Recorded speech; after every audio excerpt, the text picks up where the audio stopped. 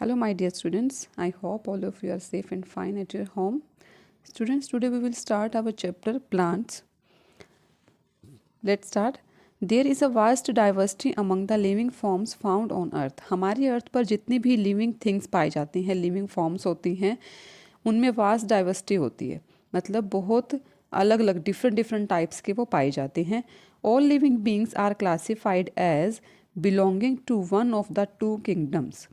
जितनी भी living beings हैं हमारी अर्थ पर, वो या तो दो किंगडम में वो क्लासिफाइड करते हैं, टू किंगडम्स में वो पाई जाती हैं, या तो प्लांट किंगडम में या एनिमल किंगडम में। प्लांट किंगडम में जो प्लांट्स होंगे, चाहे वो पानी के अंदर हों या सॉइल पर हों, वो प्लांट किंगडम में आएंगे।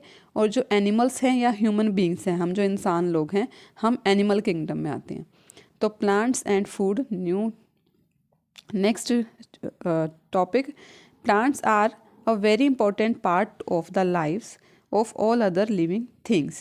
living things का most important part कौन सा है? plants है, क्योंकि plants से ही living things को food मिलता है। they provide food and oxygen to them. जब प्लांट्स जो है वो अपना फूड बनाते हैं, तो फूड वो बनाते टाइम क्या रिलीज़ करते हैं? ऑक्सीजन रिलीज़ करते हैं। और फूड भी हमें कहाँ से मिलता है? प्लांट से ही मिलता है। We see plants all around us. हम अपने चारों तरफ प्लांट्स देखते हैं, माउंटेन्स पर भी देखते हैं, इन डेजर्ट्स में भी देखते हैं। डेजर्ट्स मीन्स रेगिस्तान में। एंड इवन अंडर द सी, पानी में भी देखते हैं हम। All animals depend on plants for their food directly or indirectly as they cannot manufacture their own food.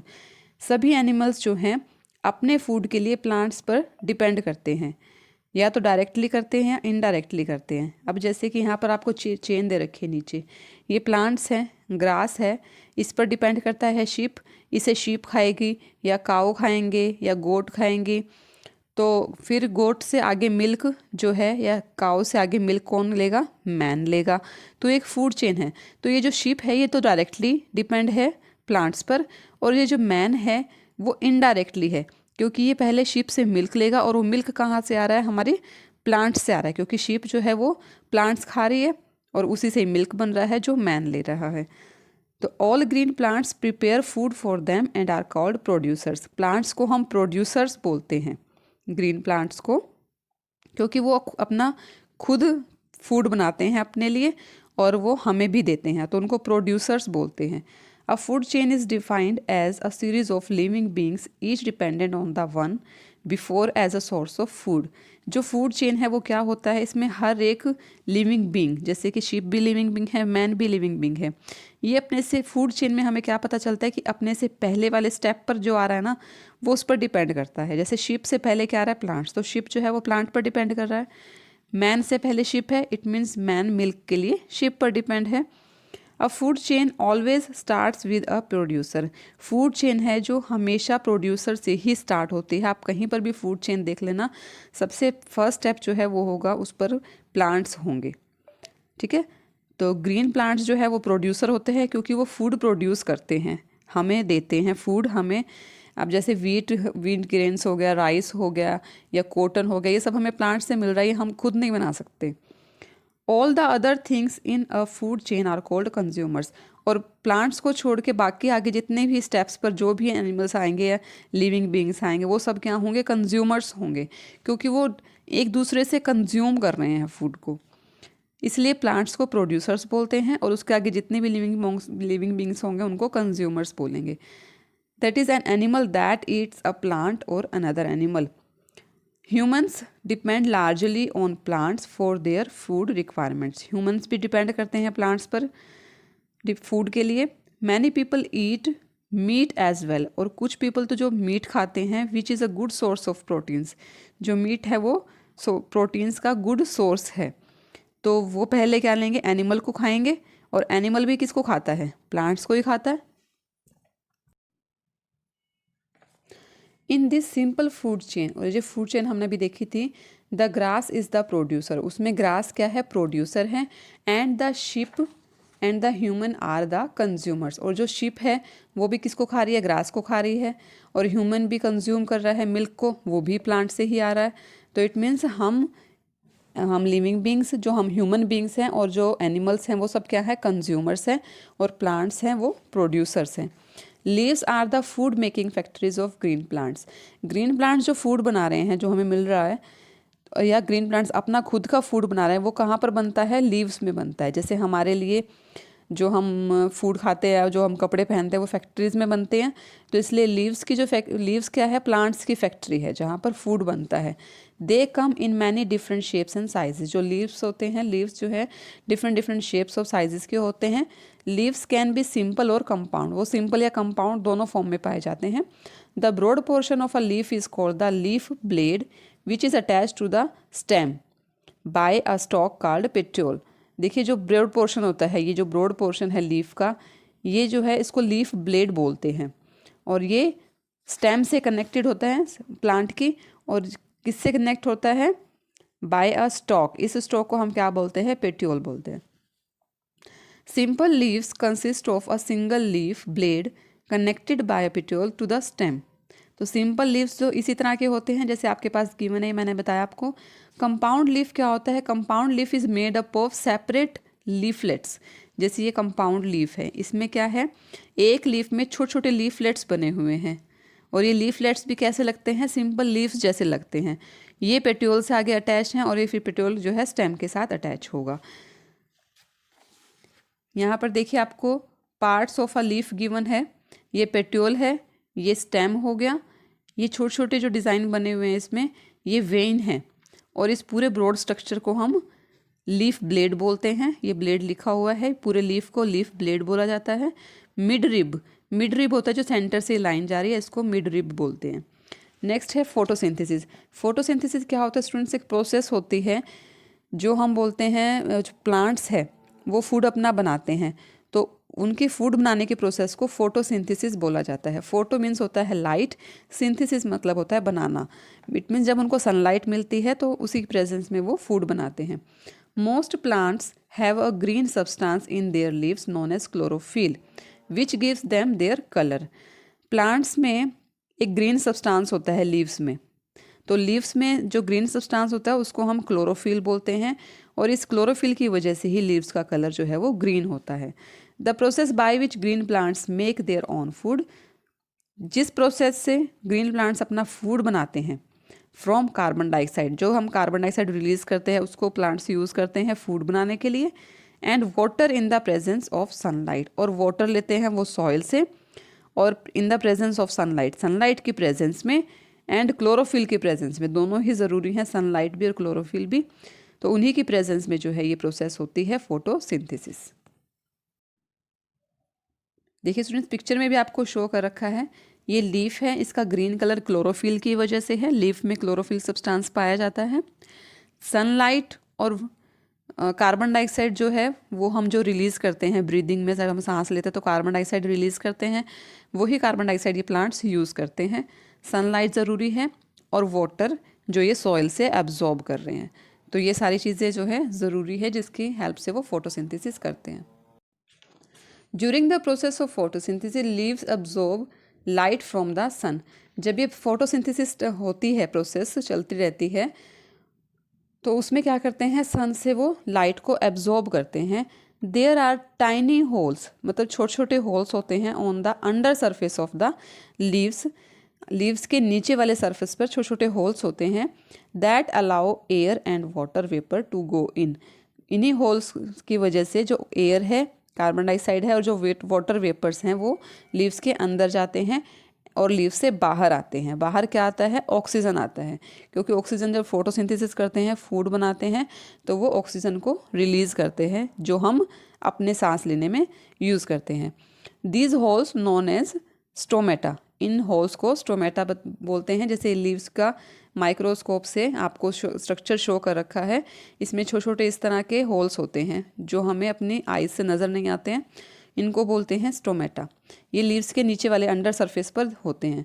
Plants take in air rich in carbon dioxide through the stomata. Plants कौन सी air को लेते हैं जिसमें carbon dioxide होती है, कैसे लेते हैं, थ्रू द स्टोमेटा। स्टोमेटा होते हैं वो होल्स जिससे वो कार्बन डाइऑक्साइड को अंदर लेते हैं। The roots of a plant absorb water. जो प्लांट्स की रूट्स होती हैं वो वाटर को एब्जॉर्ब करती हैं सॉइल से, एंड ऑल्सो न्यूट्रिएंट्स भी एब्जॉर्ब करती हैं सॉइल से, जैसे नाइट्रोजन, पोटेशियम, फॉस्फोरस, ये होना ज़रूरी है सॉइल के अंदर, तो न्यूट्रिएंट्स भी होना ज़रूरी है। And transport them to the stem, और फिर जो रूट्स होते हैं वो अपना एब्जॉर्ब करके वाटर और न्यूट्रिएंट्स को और स्टेम को दे देती हैं। The stem then transports the water and nutrients to the leaves, और फिर वो स्टेम से कहाँ पर जाता है वाटर न्यूट्रिएंट्स, लीव्स के पास जाता है। और लीव्स तो आपको पता है प्लांट्स की फैक्ट्री होती है, वहीं पर फूड बनता है, तो उनको मटेरियल मिल गया, वाटर मिल गया, न्यूट्रिएंट्स भी मिल गए, सनलाइट, क्लोरोफिल उनको मिल गया, कार्बन डाइऑक्साइड भी मिल गया। अब लीव्स जो है रेडी हैं फूड बनाने के लिए। The leaves use carbon dioxide and water to make glucose, किसकी फॉर्म में बनाते हैं, ग्लूकोज की फॉर्म में वो अपना फूड बनाते हैं, in the presence of chlorophyll and sunlight. The extra glucose is stored in the form of starch in different parts of the plant. अगर एक्स्ट्रा बन जाती है ग्लूकोज तो वो स्टोर करके रख लेते हैं प्लांट्स के डिफरेंट पार्ट्स में, और फिर वो बाद में यूज़ कर लेते हैं। जैसे मान लो कभी सनलाइट नहीं होती है तो क्या करते हैं, उस टाइम में वो जो स्टोर्ड ग्लूकोज होती है वो यूज़ कर लेते हैं। Oxygen is produced during photosynthesis, जब फोटोसिंथेसिस प्रोसेस चलती है, मतलब जब फूड बना रहे होते हैं प्लांट्स, तो वो ऑक्सीजन को रिलीज़ करते हैं, और वो ऑक्सीजन हम अपनी ब्रीदिंग में यूज़ करते हैं। And is release through the stomata, और जो कार्बन डाइऑक्साइड प्लांट्स ले रहे हैं और ऑक्सीजन जो प्रोड्यूस कर रहे हैं वो सब कहाँ से हो रहा है, स्टोमेटा से हो रहा है। Next is many factors affect photosynthesis. Photosynthesis कौन कौन से फैक्टर्स अफेक्ट करते हैं, किन किन का उन पर प्रभाव पड़ता है। The more the sunlight available to a green plant the faster the rate of photosynthesis. जितनी ज़्यादा सनलाइट प्लांट को मिलेगी, ग्रीन प्लांट को, मतलब ग्रीन प्लांट अगर धूप में है, सनलाइट में रखा हुआ है, तो उनकी फोटोसिंथेसिस का रेट जो है उतना ही फास्ट होगा, उतना ही ज़्यादा वो फूड बनाएंगे। The more the amount of carbon dioxide in the air, air में जितनी ज़्यादा कार्बन डाइऑक्साइड होगी उतना ही फोटोसिंथेसिस ज़्यादा होगा। Rate of photosynthesis is the highest in green plants eight 30 degree Celsius. अगर टेम्परेचर जो है 30 डिग्री सेल्सियस है तो उसमें भी फोटोसिंथेसिस का रेट हाईएस्ट होता है। The lesser the amount of water the slower the rate of photosynthesis, और अगर वाटर का अमाउंट कम हो जाता है तो फोटोसिंथेसिस का रेट भी कम हो जाता है। बल्कि अगर विदाउट इनफ वाटर, अगर इनफ वाटर नहीं है, जितना प्लांट्स को चाहिए उतना नहीं मिल रहा है, तो प्लांट्स में लूज देयर लीव्स, उनके लीव्स को है जो गिरा देता है, इवन डाई, और डाई भी हो सकता है प्लांट अगर उसको पानी नहीं मिलेगा तो। Carbon dioxide, water and sunlight are not the only elements that plants need to grow. का सिर्फ प्लांट्स को ग्रो करने के लिए सिर्फ कार्बन डाइऑक्साइड, वाटर और सनलाइट ही नहीं चाहिए, और भी चाहिए, और भी चीज़ें चाहिए। कौन कौन सी, plants also require minerals, plants को जो है मिनरल्स की भी ज़रूरत होती है। Soil contains minerals dissolve in water which plants absorb through their roots. Soil के अंदर अगर जो मिनरल्स होंगे जैसे पोटेशियम, नाइट्रोजन, फॉस्फोरस वगैरह, तो वो भी क्या होंगे, वाटर में डिजोल्व होकर हो जाएंगे, और फिर उस वाटर को प्लांट एब्जॉर्ब करेगा अपनी रूट से, तो वाटर के साथ साथ मिनरल्स भी एब्जॉर्ब हो जाएंगे। Next topic is kinds of plants. Plants कितने तरह के होते हैं। The plant kingdom is very diverse.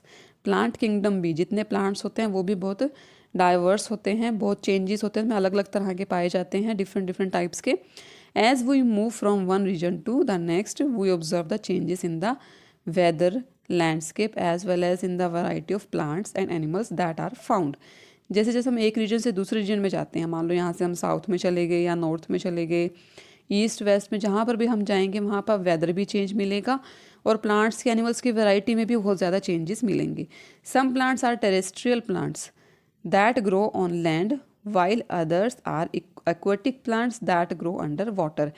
जो लैंड पर ग्रो होंगे उनको टेरेस्ट्रियल प्लांट्स बोलते हैं, जो वाटर में होंगे ग्रो, जैसे अंडर द सी, तो उनको बोलेंगे एक्वेटिक प्लांट्स, क्योंकि एक्वा मीन्स होता है वाटर। Next is terrestrial plants. अब इसको डिटेल में करते हैं।